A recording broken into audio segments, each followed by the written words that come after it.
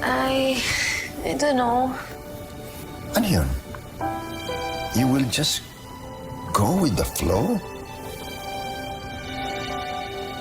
Tell me, ano ba talaga ang gusto mo mangyari sa buhay mo? Di ko po alam eh. All my life, si Dadang nagde-desisyon para sa akin. Do this, do that. Para akong walang utak. All I know is, if I stay here, mababaliw ako. Guinevere! Ano na naman ang ginawa mo? Guinevere! Binasid mo pa si Timothy?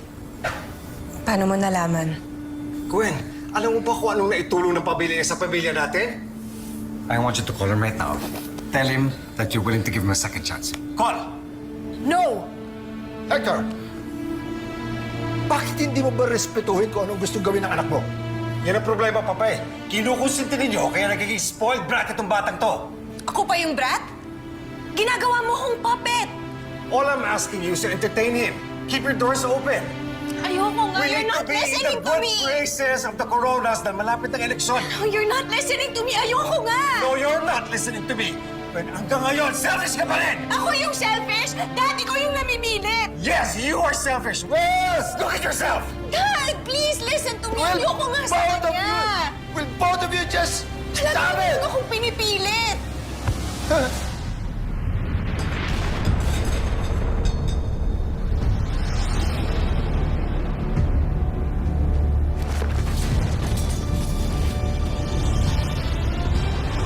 Papa! Lolo! Lolo! Papa? Yaya! Tulong! Papa! Lolo! Tumawag ka ng ambulansya, dali! Papa! Sino ba yung lalaki na yun? Kala mo, kagwapuan eh. Yabang-yabang. Eh, stepbrother niya.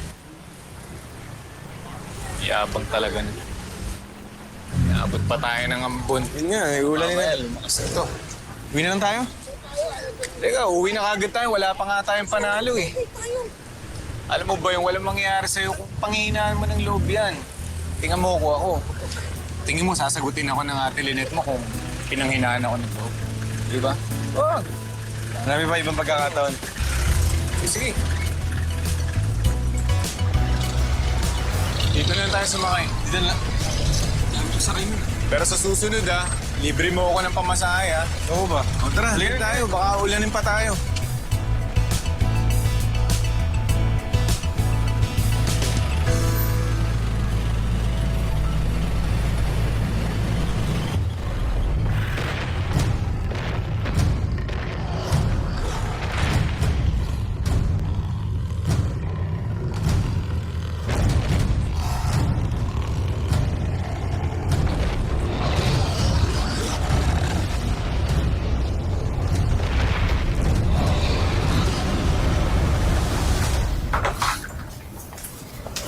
The patient is stable.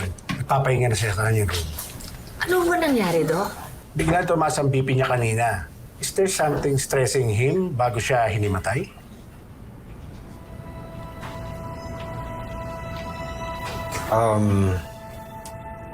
Wala naman po. We were just talking. Something must have triggered him para bigla na lang tumaas ang presyon niya.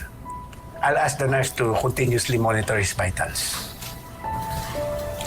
Thank you. Salamat. Tingnan mo na. Alam mo, hindi mangyayari to.